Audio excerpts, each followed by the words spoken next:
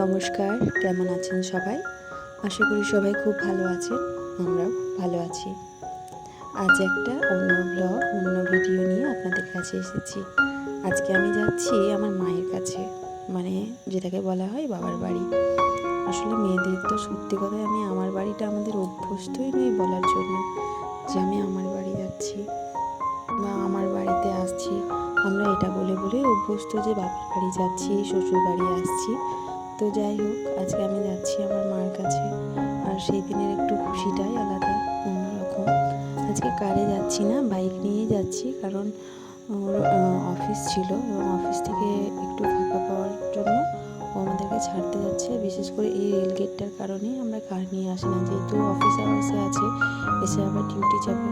তো যদি by chance এখানে জ্যাম পড়ে যায় আর সেই জন্য যদি লেট হয়ে যায়, বাইকে চট করে বেরোনো যায়, বাট কারে এলে অনেকক্ষণ লাইন দিয়ে দাঁড়িয়ে থাকতে হয়। তো সেই জন্য কার নিয়ে যাচ্ছি না। আর সত্যি কথা বলতে কি, আমার বাইকে জার্নি করতে বেশি ভালো লাগে। আরও ফুল স্পিডে বাইক চালাচ্ছে আর আমি চেষ্টা করছি একটু রাস্তার মেশিনগুলো তুলে ধরার। আর এই সময় এখন দুপুর 12টা বাজে, যেহেতু অফিস ছিল, ওখান থেকে বেরিয়ে আসার পর আমাদেরকে নিয়ে যাচ্ছে, তাই জন্য একটু লেটও হয়ে গিয়েছিল বেরোতে। এখন দুপুর 12টা বাজে, চারিদিকটা একটু ফাঁকা ফাঁকা। আর এই জায়গাগুলো যত দেখছি তত অবাক হচ্ছি, একটু কোথাও রাস্তার দুই পাশে ফাঁকা নেই, সব বাড়িঘর তৈরি হয়ে গেছে। তো এবার আমরা যাব, ঢুকছি আর কি মেজিয়া ব্রিজ, যেটা মেজিয়া ব্রিজটা ক্রস করলে এটা রানীগঞ্জ আর মেজিয়ার মাঝখানে ব্রিজ, যেটা বাঁকুড়া আর বর্ধমানকে আলাদা করেছে। তো এখন তো নদীতে প্রচুর জল, এটা দামোদর নদী। এপার ওপার পুরো শুধু জলে, সাদা জলে থই থই করছে। আর এই যে রেল লাইনটা দেখতে পাচ্ছেন, এটা হলো ডিভিসির রেল লাইন। রানীগঞ্জ থেকে কয়লা আসে ডিভিসির জন্য, যেটা এমটিপিএস আছে, মেজিয়া থার্মাল পাওয়ার স্টেশন, সেটা তো একটা তাপবিদ্যুৎ কেন্দ্র। তো সেখানে কয়লা যাওয়ার জন্য এটা ডিভিসির পার্সোনাল রেল লাইন। এখানে রানীগঞ্জ থেকে এই লাইনটা দিয়েই কয়লা আসে।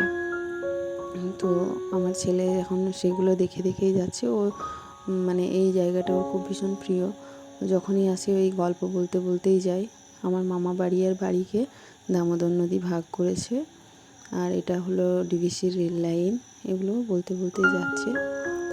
আর আমি ভিডিও করছি, ওর বাবা কিন্তু সেটা জানে না, কারণ ও যা ফুল স্পিডে বাইক চালাচ্ছে, তাতে করে আমার ভয়ই লাগছিল, মনে হচ্ছিল ফোনটা এই যায় পড়ে। তো এবার নদীটা আমরা পেরিয়ে গেছি। এবার যাব মেজিয়া থেকে যে রাস্তা দিয়ে আমাদের বাড়ি যায়, সেই রাস্তাটা আমরা ধরে নিয়েছি। তো নদীর ধারে ধারেই আমরা সোজা রাস্তা দিয়ে আমাদের বাড়ি যাব অ্যাকচুয়ালি। আর দামোদর নদীর সাইডেই আমার বাড়ি। তো ধারে ধারে হয়ে আমরা এখন আমার বাড়ির দিকে যাব। এই জায়গাগুলো না কি বলবো, আমি যখন রানীগঞ্জ কলেজে পড়তাম, এগুলো আমরা সাইকেল করে আসতাম। তো ভীষণ প্রিয়, টানে আজও অবধি সেই স্মৃতিগুলো শুধু মনে পড়ে যায় এই রাস্তা দিয়ে যেতে গেলে। চারিদিকে শুধু সবুজ আর সবুজ দেখতে পাবে। এটা হলো চর মানা আর কি, তেলিন্ডা মানা বলা হয়। নদীর সাইডে যারা অনেক বসতি স্থাপন করে এখানে থাকে আর অনেক চাষবাস করে এরা। আর এখানে একটা পাওয়ার কি বলবো, ওই যে সোলার সিস্টেম যেটা হয়, তো সেটারই একটা কারখানা এখানে। এখানে এই যে সোলার যে বিদ্যুৎটা উৎপাদন হয়, তো সেটা এখানে তৈরি করা হয়েছে। এখান থেকে সেই বিদ্যুৎ উৎপন্ন হয়, সোলার সিস্টেম আর কি, যেটা সৌরশক্তি। তো সৌরশক্তির কারখানাটা এখানে তৈরি হয়েছে।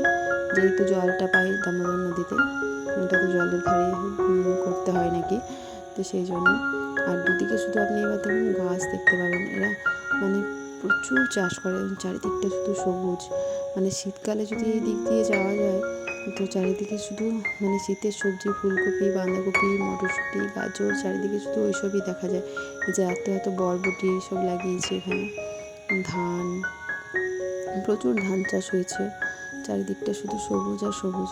আর নদীর ধারে যখন বন্যা আসে, তো বন্যায় চারিদিকটা যখন ডুবে থাকে, তারপর যখন জলটা কমে যায়, তো সেই পলি মাটিতে খুব ভালো নাকি চাষ হয়। আর এদিকে এই যে জমি তৈরি করে রেখেছে, এখানে নিশ্চয়ই নতুন করে আবার কিছু লাগাবে। আর এরা খুব পরিশ্রমী, এখানে যারা থাকে আর কি, বসতি স্থাপন করে আছে, এরা প্রচুর পরিশ্রমী হয়। মানে ওদেরকে বাড়িতে কম, মাঠেই সবসময় বেশি দেখা যায় আর কি। এই দিক দিয়ে এইগুলোতেও ঝিঙে, করলা এইসব লাগিয়েছে। আর আমার ছেলে এগুলো দেখতে দেখতে ভীষণ মানে এনজয় করতে করতে যায়। কত সবজি এগুলো ওর খুব ভালো লাগে দেখতে।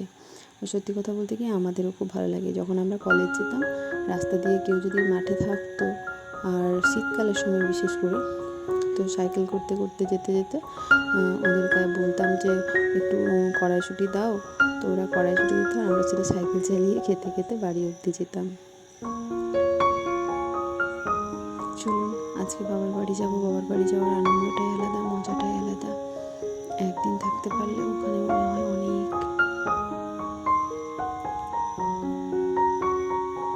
এই মাঠগুলোতেও নতুন করে কোনো সবজি চাষ করা হবে, সেই জন্য জমি তৈরি করে রেখেছে।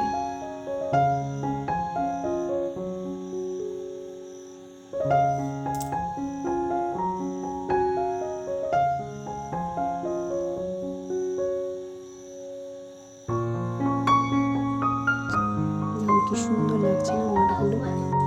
তো আলু চাষ করবে এবার। এখন এই তো মানে এখন আলু পুঁতবে আর কি। তো যখন শীতকাল আসে এখানে অনেক মানে বন শুয়োর যেগুলো হয়, ওরা আলু খেতে আসে। তো ওখানে একটা কাকতাড়ুয়া রয়েছে, আমার ছেলে সেটা দেখছে। আর দেখুন কত কাশফুল, চারিদিকে কাশফুল, মানে আগমনী বার্তা চারিদিকে, যে হ্যাঁ দুর্গাপূজা একটা, মানে আকাশে বাতাসে চারিদিকে একটা দুর্গাপূজার ভাব। এটা হচ্ছে আমার একটা পুচকু ভাইঝি, ও এসেছে। আর আমি এসেছি অ্যাকচুয়ালি আমার দাদুভাইয়ের শরীর খারাপ ছিল সেই জন্য। তো ওরাও সেই কারণেই এসেছে। তো ও এখন আমার ছেলের সাথে ফুটবল আর ক্রিকেটের বল একসাথে নিয়ে খেলছে। আর আমার ছেলে তো সেগুলো পেলে খুবই খুশি, ভীষণ আনন্দ পায়। ওকে পেয়ে আমার ছেলে তো বলে যে ছাড়বো না বোনকে। তো ওর সাথে ও ফুটবল আর ক্রিকেটের ব্যাট দিয়ে একসাথে খেলছে, আর দুজনে এই টাইমটাকে ভীষণভাবে এনজয় করছে। আর আমিও ওদের মজা নিচ্ছি। আর ও কি পুচকুটা মানে এখন ছোট জাস্ট একটু একটু করে কথা শিখেছে। তো কথাগুলো শুনতে আমার ভীষণ ভালো লাগছিল।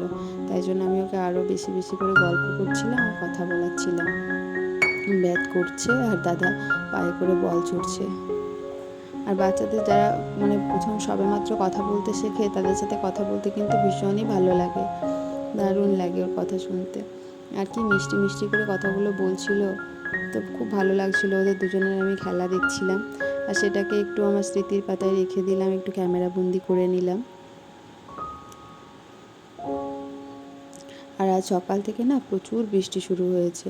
ভাবলাম আজকে বাড়ি যাব, কিন্তু সেটা আর যেতে পারলাম না। দেখুন মাঠে কত জল জমে গেছে। আর এগুলো হচ্ছে শিশুনি শাক, জানি না তোমাদের আঞ্চলিক ভাষায় এগুলোর কী নাম, কিন্তু আমরা শিশুনি শাকই বলি। আর এটা মানে শরীরের পক্ষে খুবই ভালো, বিশেষ করে যাদের ঘুম আসে না। এটা খেলে নাকি ওই যে মানে ঘুম যাদের আসে না, চোখে ঘুম নেই, সেই রোগের মানে ভীষণ ভালো ওষুধ আর কি। তো আমাদের বাড়িতে এগুলো হয়েছে, এগুলো বরবটি গাছ, মানে বরবটি কলাই যেগুলো হয়। আর আমি ভাইকে বললাম একটা কিছু জায়গায় রেখে, তো দিল একটা কচু পাতা। দেখুন এখানটাতে একটা কুমড়ো হয়েছে কি সুন্দর, একটা গাছের মধ্যে একটাই কুমড়ো ধরেছে, আর বাকিগুলো ফুল এসেছে সবেমাত্র। তো গাছের ফুল দেখতে খুব ভালো লাগে। আর এগুলো সব পোড়ল হয়েছে, পোড়ল ধরে আছে গাছে। আর লঙ্কা হয়েছে কি বাপরে! যে আমরা একটা গল্প শুনেছিলাম না, টুনটুনি আর বিড়ালের গল্পটা, যে টুনটুনি যে লঙ্কা গাছে বাসা বেঁধেছিল, এই লঙ্কা গাছগুলো হয়েছে ঠিক তেমনি, মানে এত বড় হয়েছে যেন টুনটুনি পাখির বাসা বাঁধা যাবে। এবং কত বড় বড় লঙ্কা গাছ, আর পুরো মানে প্রচুর লঙ্কা ধরে আছে, চারিদিকে শুধু লঙ্কাই দেখা যাচ্ছে।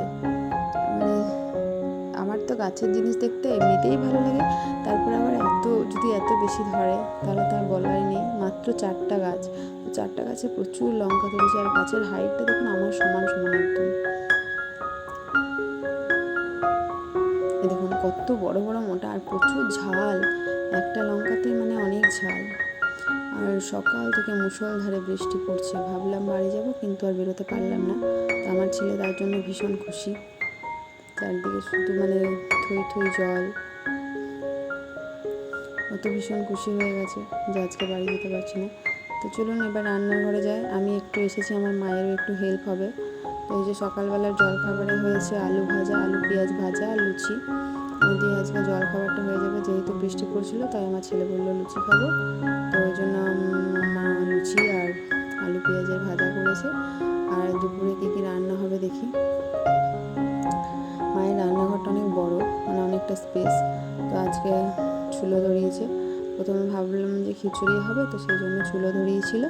তো তারপরে বললো যে না, ভাত তরকারি হবে। তো এখানে মা সব সবজি কেটে রেখেছে, মিক্স ভেজের মতো করবে। মায়ের এই হাতে এই রান্নাটা খেতে আমার খুব ভালো লাগে, সয়াবিন দিয়ে আর পটল বরবটি সব মিক্স করে।